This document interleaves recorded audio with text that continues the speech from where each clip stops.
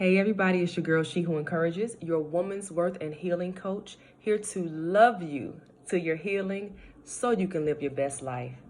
And today we're going to be talking about how to deal with toxic family members. We all got them, let's be clear. So we're going to be talking about how to deal or not with toxic family members. And look, I just want to say this first. A lot of us, it's not always easy to, make that call, if it's your mama, your sister, your daddy, your cousin, whoever.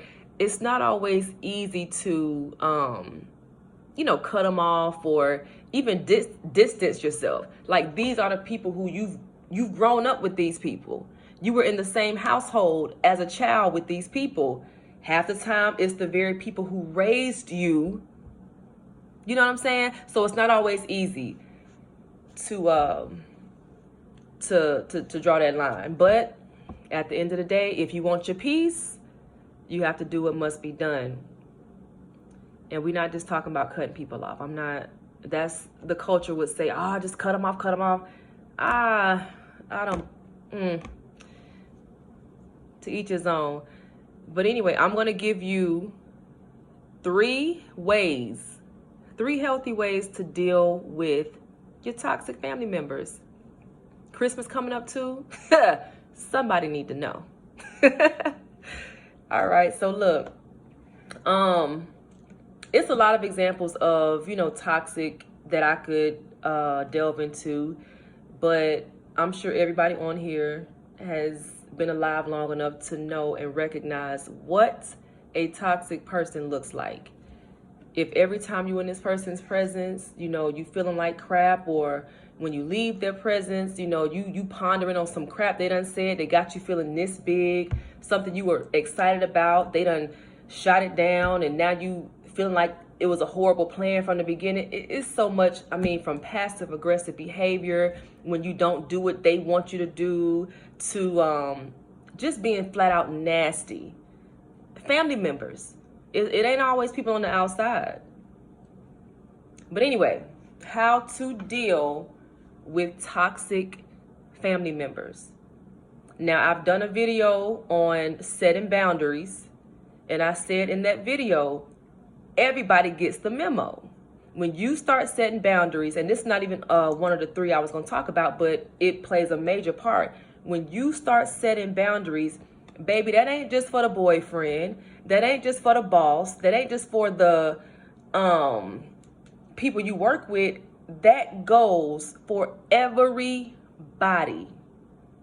Everybody. Yeah. Family included. Relatives included. Folks who you grew up with included. Okay? So for real talk, that's the ultimate, the number one way, in my opinion, to deal with toxic family members. It helps. It helps. You have to set those freaking boundaries. Period. But let me get into the three. I don't want to hold y'all long. Like I said, everybody has them. You could be black, white, Latino.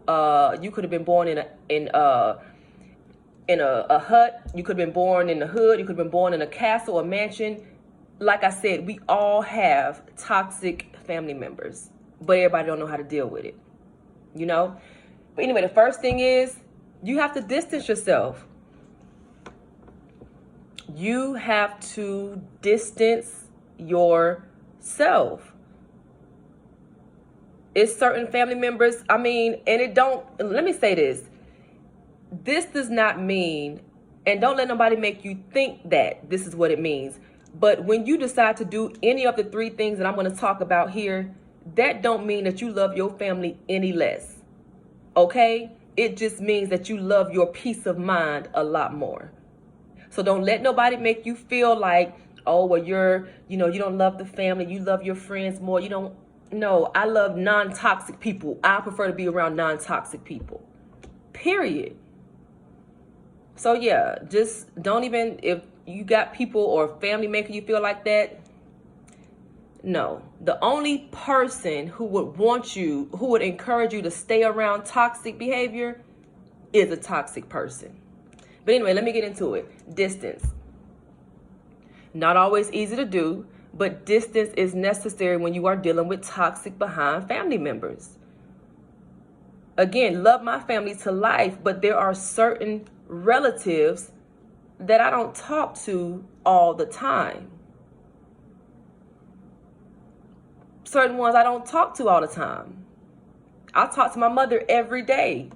She the only one, but I love everybody.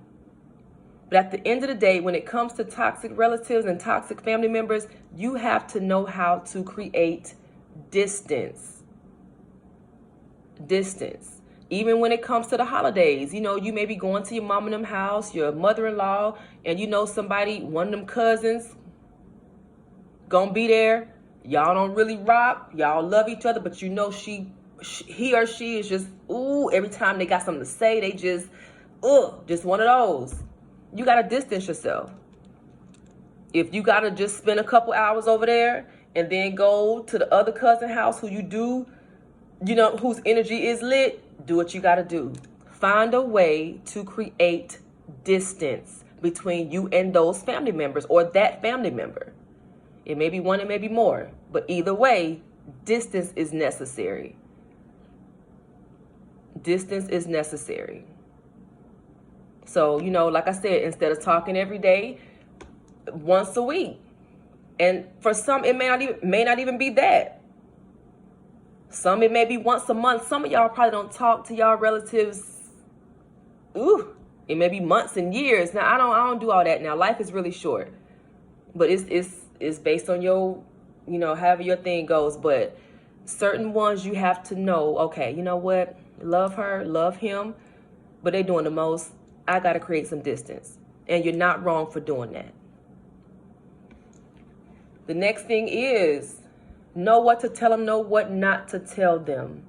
When it comes to toxic family members, I'm not going to do that. There are some family members who you can't tell everything to. And I'm talking like, you know, good news or how life is just, everything's getting better. Even to the point of, you know, your love life. You cannot tell certain family members everything. They're not going to all respond the same. And it's nothing wrong with, you know, a family member having an opinion. But when it gets to the point where that opinion turns to judgment or they're overly opinionated, nah. Or when it comes to, like I said earlier, every time you come up with an idea and you want to share it with them, they shooting it down or making you feel like crap or, you know, crushing your dreams. Nah, bruh. You got to know what to tell them and what not to tell them. Just because y'all family don't mean that they deserve to hear the good reports. Just because y'all family don't mean they deserve to know everything going on in your life. Not so. Not so. They don't have to. So again, and again, this is all up to you. It's going to be different for everybody. You may be able to tell a cousin about a new boo you talking to without all the extra stuff. But that auntie, don't tell her that. Don't tell her that. Y'all know who, and some of y'all probably watching this and thinking in your mind, somebody's face probably popped up in your mind as I was talking. Y'all know. Yeah, so the first thing, distance. Learn how to create distance. Y'all don't have to be up in each other's faces. Create distance. And like I said, do not make anybody make you feel like you're bad for doing that. Creating that distance, or like I said in the second one, knowing what to tell them and what not to tell them. You don't have to tell them everything. Not at all. When you tell people stuff, you know, like I said, it's okay for folks to have opinions. That's good. But you want people who gonna celebrate you. And it's sad to say, but family ain't always those people. You want people who are going to acknowledge your accomplishments and be proud of you. And again, it's sad to say, but family ain't always those people. Sad to say, but it just is what it is. It is what it is. And the last one is, you know how they say, forgive and forget? Now, I'm a woman of God. So forgiveness is a big part of life. At the end of the day, a great way to hold on to your peace is to forgive quickly, let go of stuff and let go of offenses. Forgive people. No matter what they did, I'm here for forgiveness is necessary. But forgetting is not.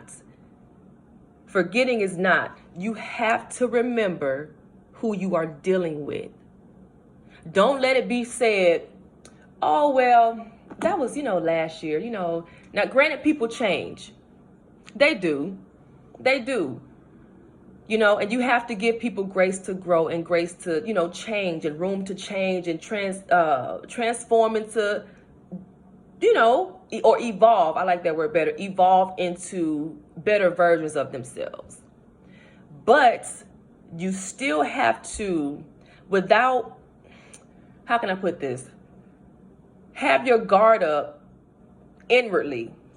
Like, okay, take your mental note. Last time, for Thanksgiving, I remember it wasn't lit. We got to arguing. It was crazy. You don't have to go in like, oh, cousin so-and-so up in here. I remember you said something. Like I said in another video, we don't do that ratchet stuff. But have your guard up to the point where you have taken that mental note and okay, cousin might be cool this year. That didn't pop off, that popped off in, Thanksgiving 2017 or 2016. But at the end of the day, still, and I'm saying like, Thanksgiving, Christmas, because the holidays are here. So family, you know what I'm saying? It's inevitable in most cases to not, be around certain family members, toxic or not. But again, even if that person has changed, they may not even come at you crazy this year, but still keep that guard up. I'm not one for clapbacks, but at the end of the day, if you got to practice what you're going to say, just in case they say something crazy, do what you got to do, sis. Do what you got to do, bro. And it's outside. You don't have to be nasty. You don't have to be rude. You don't have to step outside of character and who you are. But again, hey, remember who you're dealing with. And this goes for father, mother, sister, brother, cousin, niece, nephew, aunties, uncles, whomever. Protect your peace. Protect your peace. Like I said, growing up, a lot of us had uncles and, aunties that we loved dearly. But as grown people, we still love them.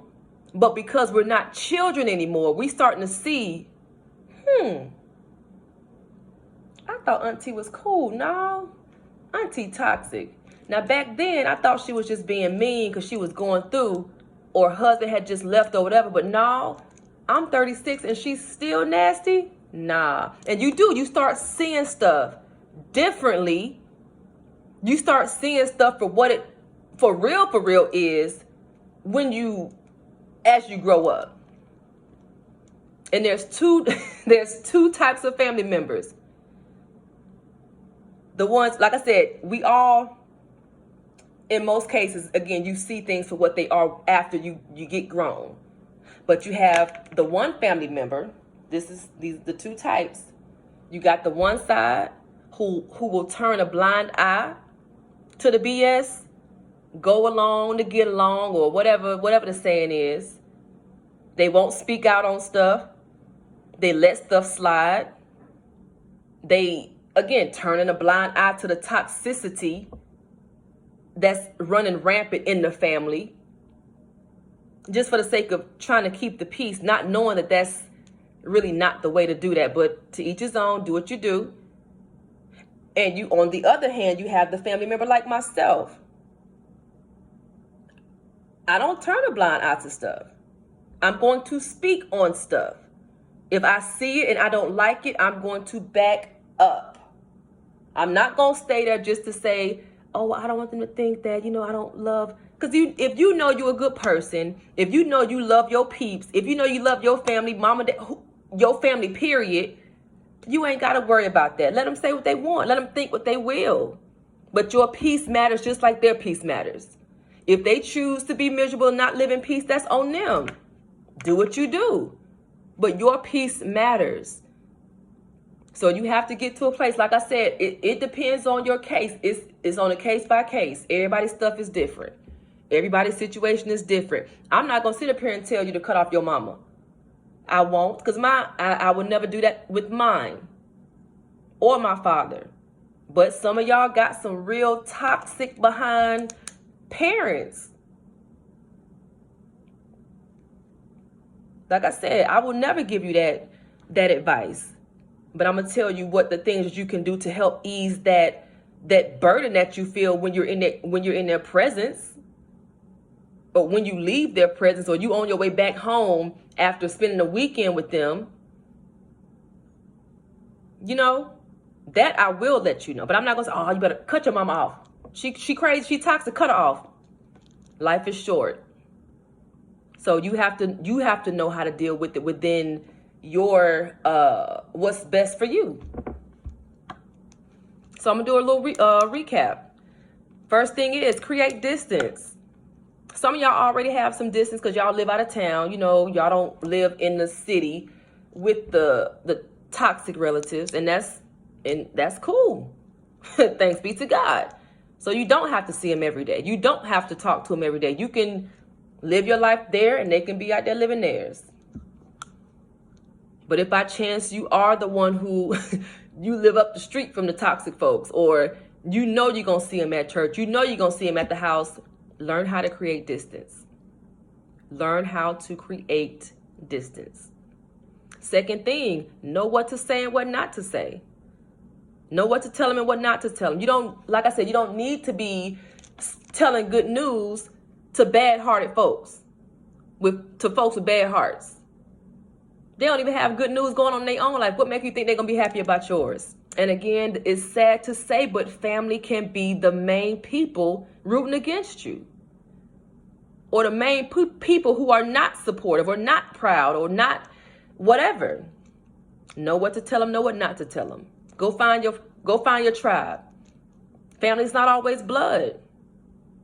I got plenty of family who's not blood related. Love them to life, and they love me. And I'm here for it. So yeah, you ain't got to tell the family everything. Go talk to your real friends. The ones who going to help you grow and evolve into the best version of you. And again, sad to say, but that's not always family. And the last one is remember who you're dealing with. Forgive. By all means, the Bible instructs us to do just that. But it ain't say nothing about forgetting. Well, Paul mentioned it in Philippians, forgetting those things that are behind me, ... You know the scripture. If you don't, you can read it at your leisure. But even that, forgetting implies that it's still, you know what I'm saying? I have not forgotten, but I'm forgetting. So it's still there. I'm forgetting. It's not as lit of a memory, but it's still there. It's still a memory nonetheless. You know what I'm saying? I pray I'm making sense. But again, remember who you're dealing with. It may have happened 2-3 years ago, but that person may very well still be toxic. And in most cases, they don't. It takes the good Lord to change them. In most cases, they don't just change like that. Because a lot of them don't even know they're toxic. So yeah, dealing with toxic family members, create that distance. Know what to tell them, know what not to tell them. I'm going to say this. I remember when like I said, it's hard to, you can't go up to a toxic person and say, hey, you toxic, right? They're not going to own that crap. Come on. But I will never forget when I was in the process to get my new vehicle. I was in the process to get my new vehicle. And anybody who knows me knows that I'm a manifester. I live by faith. I believe that if I want it, I can have it. And that nothing is out of my reach. Nothing is out of my reach. So I wanted a Chevy Equinox. I wanted, and I was not going to stop until I got a Chevy Equinox. This was back in April, this year, back in April. So I'm not going to say what family member. I'm not even going to go there. But when I tell you, you would think that, and my car at the time was jacked. I mean, you know how they say I'm going to ride it till the wheels fall off? I literally, now the wheels ain't literally fall off, but they might as well have fallen off. Hell, car broke down while I was driving. How you gonna slow down and you gonna slow down while I'm driving? This what you're doing? So I have no choice but to pull over and park it. It was that kind of thing. Anyway, so long story short, I was like, okay, this is my sign. I want this Equinox. I'm about to get it. When I tell you, and this is a family member who you would have thought would have been like, okay, great. You know, you got the down payment. You know, you got what you need. You make a little money now. With, you know, you pay the note. Come on, let's go get this car. They weren't on no positivity. It was I'm not even gonna get into the stuff that they were saying, but it was just a hot mess. And it's like, and you just look like, raise your brow like, bruh, yeah, you own one. You're definitely toxic. Definitely toxic. But again, you can't tell family members that, because then you'll be the crazy one. Then, you know, then you the one who, again, don't love the family, who don't, you know, yeah. But like I said, it's more than I could have said. Maybe eventually there'll be a part 2. Who knows? But I didn't want to have y'all on here all day. Those 3 things, along with setting boundaries, you'll be good. You'll be good. So I'm going to do a little recap again. Distance. Create that distance. Know what to tell them. Know what not to tell them. You ain't got to tell them everything. You don't. You know, you get to telling a toxic family member about a new boo. You know, this is the kind of stuff you will get from a toxic one. Oh, you talking to, how long it's been? About 2-3 months, girl. Well, be careful, girl. Remember how that last relationship went? Remember, yeah, got divorced and then they start bringing up this dumb stuff. How about you just be happy that I'm seemingly happy, and let's just see how this thing goes. You know? Again, know what to tell them, know what not to tell them. Last thing, remember who you're dealing with. And that ties into the forgive by all means. But ain't nobody said you have to forget. Remember who you are dealing with. Okay? So, that's it, y'all. Yeah, that's all that's on my paper, on my notes. So I hope that helps. I hope coming up to Christmas, everything is good. But like I said, if you notice, okay, certain family members, something ain't quite right. If you feel it ain't quite right, chances are it ain't quite right. So, yep. Anyway, I love y'all. Until next time, love and light. Be great.